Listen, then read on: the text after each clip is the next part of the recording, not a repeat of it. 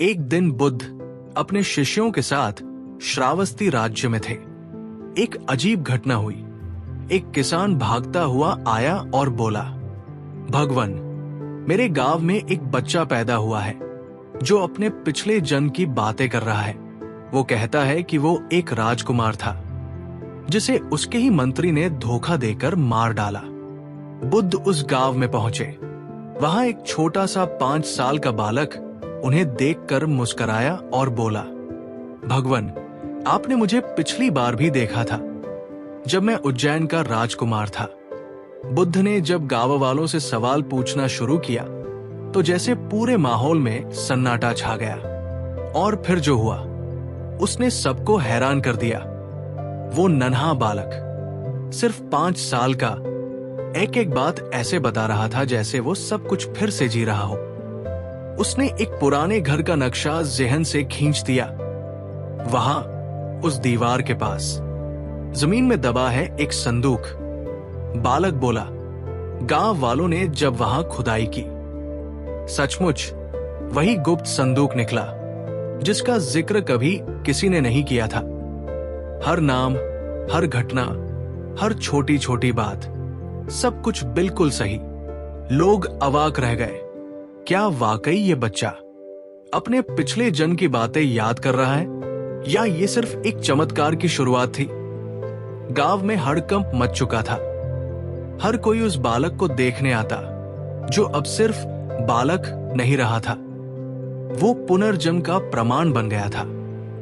बुद्ध शांत थे पर उनकी आंखें बालक के मन में झांक रही थी। बुद्ध ने पूछा, क्या तुम्हें याद है तुम कौन थे? बालक ने धीरे से कहा, मैं विक्रांत था, उज्जैन का राजकुमार। चारों ओर सन्नाटा छा गया। मेरी हत्या हुई थी। मेरे ही विश्वास पात्र मंत्री ने मुझे धोखा दिया था। उसने आंखें बंद की और जैसे उसका चेहरा बदल गया हो, उसने कहा, मैं लौट आया हूं अधूरी कहानी पूरी करने। बुद्ध ने बालक के शब्दों को गंभीरता से लिया। कुछ दिनों में उज्जैन से एक वृद्ध यात्री आया जिसे देखकर बालक चिल्लाया, यही है, यही वो मंत्री है। सभी आश्चर्यचकित रह गए। वृद्ध थरथराया, महाराज, माफ कर दीजिए, मैंने लालच में अंधा होकर आपको जहर दिया था। बुद्ध ने कहा, कर्म कभी छिपता नहीं और सत्य पुनर्जन्म लेकर लौटता है। बालक ने बुद्ध की ओर देखा और पूछा, क्या मैं उसे क्षमा करूं? बुद्ध बोले, क्षमा वो दीप है जो अंधकार को रोशनी में बदलता है। किसी भी व्यक्ति को उसके कर्मों का फल अवश्य प्राप्त होता, इसलिए हमें किसी को भी दंड देने का कोई अधिकार नहीं।